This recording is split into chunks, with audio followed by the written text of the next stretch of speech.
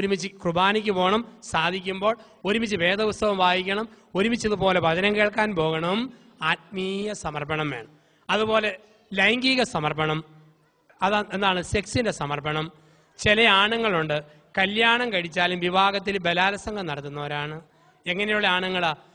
എപ്പോഴും പകല് മുഴുവൻ പൂരപ്പാട്ട്, നിന്റെ അപ്പൻ ഓക്കൻ, നിന്റെ ആങ്ങള ഊളൻ, നിന്റെ അനീതിക്ക് വട്ട്, നിന്റെ അമ്മയ്ക്ക് പിച്ച്, നിന്റെ കുടുംബക്കാർക്ക് മുഴുവൻ ഭ്രാന്ത്, പകല് മുഴുവൻ കുറ്റം, രാത്രി പൊന്നേ തേനെ പാലേ വെമ്പേ കൂടെ കിടക്കാൻ കൂടെ പാടി, ഇങ്ങനെ വിളിക്കുന്ന ആണുങ്ങളുണ്ട്. അവൻ യഥാർത്ഥ ഭർത്താവെന്ന് പറയാൻ പറ്റുകയില്ല. ചില ആണുങ്ങളുണ്ട് ഭാര്യയ്ക്ക് ഇഷ്ടമില്ലാത്ത വിധത്തിൽ ബ്ലൂ ഫിലിം കാണാൻ നിർബന്ധിക്കുക, ഇഷ്ടമില്ലാത്ത ശാരീരിക വീഴ്ചയ്ക്ക്, അറപ്പ് ഭാര്യയിലുണ്ടാകുന്ന ശാരീരിക ബന്ധങ്ങൾക്ക് നിർബന്ധിക്കുക. അത് പക്വതയില്ലാത്ത ഭർത്താവാണ്.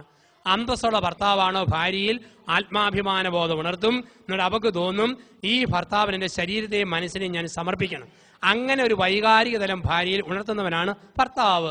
ശാരീരിക സമർപ്പണം പോലെ പെണ്ണുങ്ങളുമുണ്ട്. ചില സ്ത്രീകളുടെ ഓർമ്മ 10 or 55 വയസ്സ് കഴിഞ്ഞാൽ പിന്നെ ഭാര്യാഭർത്തൃ ബന്ധം പാടില്ലെന്ന. ഒരു സ്ത്രീ പറഞ്ഞ, അച്ഛാ എനിക്ക് 58 വയസ്സ്, കെട്ടിയവൻ 62 വയസ്സായ അച്ഛാ. ഓ എൻ്റെ അച്ഛ 62 വയസ്സായെന്ന് പറഞ്ഞാലും ഇപ്പോഴും ഒരു തരി ഗുണാമണ ഇടപാടാച്ചാന്ന് പറഞ്ഞു. അപ്പൊ ആ സ്ത്രീയുടെ ഓർമ്മ 62-ാം വയസ്സിൽ ആണുങ്ങളുടെ വികാരങ്ങൾ തീർന്നു പോയെന്ന്. ഇന്ന് കുടുംബദിനത്തിൽ ഓർക്കുക പ്രിയ സഹോദരിമാരെ, ആണുങ്ങൾക്ക് ശാരീരിക ലൈംഗിക വികാരം എത്ര വയസ്സ് വരെ ഉണ്ടെന്ന് ചോദിച്ചാൽ അച്ഛൻ പറയുന്നതാണ് കണക്ക്. ഇങ്ങനെയുള്ള വികാരം ആണുങ്ങളെ സംബന്ധിച്ച് മരിച്ചു കഴിഞ്ഞ് ഒരു 5 മിനിറ്റ് കൂടെ കാണും. ഇത് മനസ്സിലാക്കിയില്ലെങ്കിൽ കുടുംബ ബന്ധങ്ങൾ തകർന്നു പോകുന്ന അറിയുക. ചില സ്ത്രീകളെ കാണാം കണക്ക് പറഞ്ഞാണ് ഭർത്താവിനോട് ബന്ധം. ചില സ്ത്രീകൾ പറയും തിങ്കളാഴ്ച വിശുദ്ധന്മാരുടെ ദിവസം, ചൊവ്വാഴ്ച മോശം ദിവസം, ബുധനാഴ്ച യോസേപ്പിതാവിനുള്ള പ്രത്യേക ദിവസം, വ്യാഴാഴ്ച കാവൽമാലാഖയുടെ ദിവസം, വെള്ളിയാഴ്ച ഉപവാസ ദിവസം, ശനിയാഴ്ച കന്യാമറിയത്തിന്റെ ദിവസം, ഞായറാഴ്ച അവധി ദിവസം, പിന്നെ ഏത് ദിവസമാണ് ഭർത്താവിനുള്ള ദിവസം? ഒരു സ്ഥലത്ത് ഞാൻ പറഞ്ഞു, ഇങ്ങനെ പെണ്ണുങ്ങളുടെ ദിവസം നോക്കിയാൽ ദിവസം നോക്കാത്ത പെണ്ണുങ്ങളെ തേടി ആണുങ്ങൾ 10 or 150 രൂപയായിട്ട് പോയാൽ ആണുങ്ങളെ പഴിക്കരുത്. അത് കേട്ട പാടൊരു ചേട്ടൻ പറയാം എഴുന്നേറ്റിട്ട്, അച്ഛൻ ഏത് കാട്ടിന്നാ വരുന്നതെന്ന് ചോദിച്ചു. ഞാൻ പറഞ്ഞു അതിനാ അച്ഛായെന്ന് ചോദിച്ചു. എൻ്റെ അച്ഛ പണ്ടാ 150, ഇപ്പം 300 പറഞ്ഞു. ഇതാണ് കാലം. അപ്പോൾ ലൈംഗിക സമർപ്പണം, 1 സാമ്പത്തിക സമർപ്പണം, 2 ആത്മീയ സമർപ്പണം, 3 ശാരീരിക സമർപ്പണം. സമർപ്പണത്തിന്റെ 3 മേഖലകൾ. ഇപ്പൊ സമർപ്പണം വേണം കുടുംബം സ്വർഗമാണെങ്കിൽ. ഇപ്പൊ 1 സ്വാതന്ത്ര്യം, 2 സുരക്ഷിതത്വം, 3 സാമീപ്യം, 4 സംതൃപ്തി, 5 സമർപ്പണം. സാമ്പത്തിക സമർപ്പണം, ആത്മീയ സമർപ്പണം, ശാരീരിക സമർപ്പണം. 6 സമാധാനം. കുടുംബത്തെ സ്വർഗമാക്കുന്ന 6ാമത്തെ തൂണാണ് സമാധാനം. കുടുംബത്തെ ദേവാലയമാക്കുന്ന 6ാമത്തെ തൂണ് സമാധാനം. എന്തെല്ലാം വേദനയുണ്ടെങ്കിലും ഭാര്യയുടെയും ഭാര്യ വീട്ടുകാരുടെയും സ്വന്തം വീട്ടുകാരുടെയും സമാധാനം തകർക്കുന്ന ഒരു വാക്കും ഭർത്താവ് സംസാരിക്കരുത്. ഒരു സ്ത്രീക്ക് എത്ര ബുദ്ധിമുട്ടുണ്ടായാലും കെട്ടിയവന്റെ വീട്ടുകാരുടെയും കുറ്റം പറഞ്ഞ് സ്വന്തം അപ്പനമ്മമാരുടെ അടുക്കിലേക്ക് ഓടരുത്. തൊണ്ട പുഴുത്തോ ഞൊണഞ്ഞിറക്കുക. ലോകത്താരോടും പറയരുത്. എത്ര സഹിക്കേണ്ടി വന്നാലും സമാധാനം തകർക്കരുത്. ഭർത്താവിന്റെ അമ്മയിൽ നിന്നും അപ്പനിൽ നിന്നും അകറ്റുന്ന, പെങ്ങന്മാരിൽ നിന്നും സഹോദരന്മാരിൽ നിന്ന് അകറ്റുന്ന ഒരു ഭാര്യയായിരിക്കരുത്. ഭാര്യയെ ഒരിക്കലും ഇനി ഭാര്യ വീട്ടുകാരുമായി ഒരു ബന്ധവും വേണ്ടെന്ന് പറഞ്ഞ് മുറിക്കുന്ന ഒരു ഭർത്താവായിരിക്കരുത്.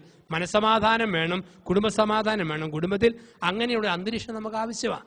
ചില പെണ്ണുങ്ങളെയും മറ്റുമൊക്കെ കാണാം, കല്യാണം കഴിഞ്ഞ് വരുമ്പോൾ അമ്മായിമ്മയ്ക്ക് മകൻ്റെ ഭാര്യയോട് പോര്, ചില മരുമകളുമാർക്ക് ഭർത്താവിൻ്റെ അമ്മയോട് പിണക്കം. ചില പെണ്ണുങ്ങൾ കല്യാണം കഴിഞ്ഞ് 6ാം മാസം നമ്മുടെയൊക്കെ നാട്ടിൽ പുതച്ചു മൂടി കിടക്കും. രാത്രി 11-ന് ഭർത്താവിൻ്റെ ചെവി ചെന്ന് തവള കാറാൻ തുടങ്ങും. നിങ്ങളൊക്കെ നമ്മുടെ നാട്ടിൽ വരുമ്പോൾ മഴ പെയ്യുമ്പോൾ തവള കാർന്ന് കേട്ടിട്ടുണ്ട്. എങ്ങനെയാണ് തവള കാറുക? മേക്രോ മേക്രോ ക്രോ മേക്രോ മേക്രോ ക്രോ, ഇങ്ങനെയാണ് തവള കാറുക. ചില പെണ്ണുങ്ങൾ കല്യാണം കഴിഞ്ഞ് 6ാം മാസം ഭർത്താവിന് ചെവി ചെന്ന് തവള കാറും. എന്താ കാറുക?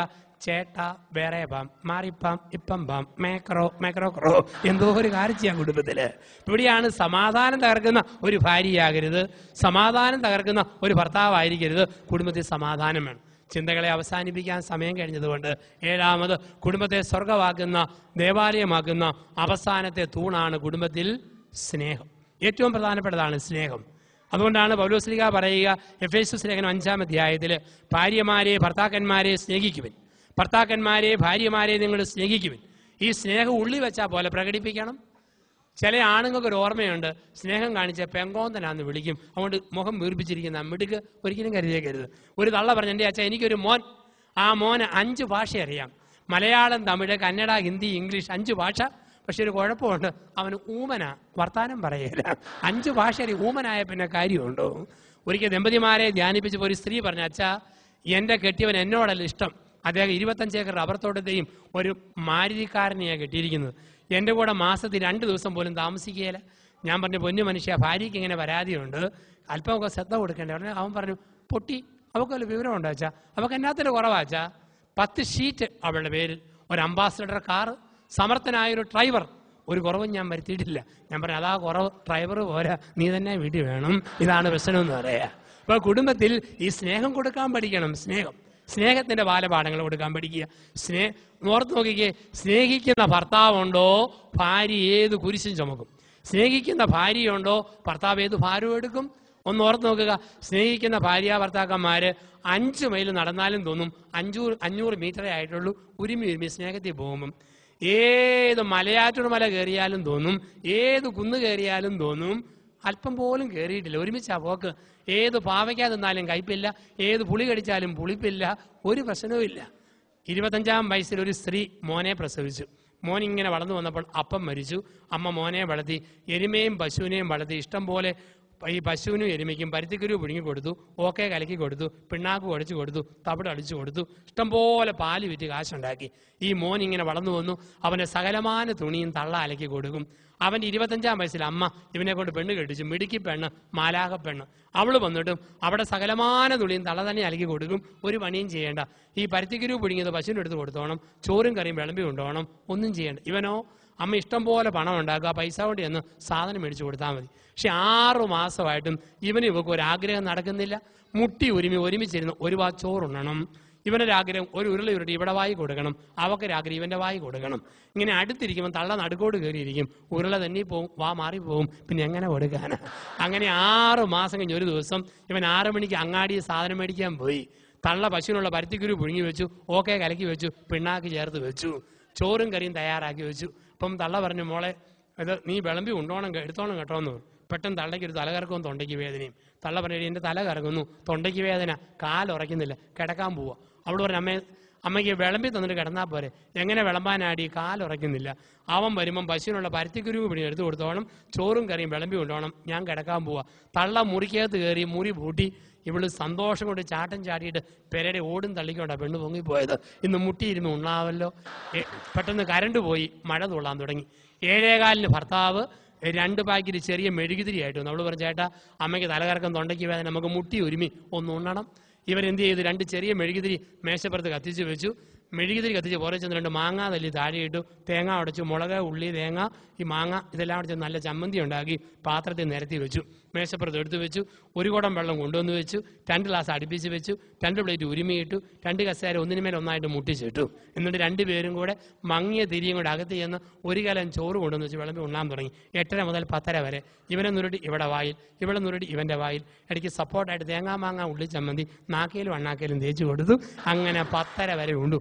10:30 ആയപ്പോൾ അവസാനത്തെ ചോറും തീർന്നു, അവസാനത്തെ ചമ്മന്തി തീർന്നു, അവസാനത്തുള്ള വെള്ളവും തീർന്നു.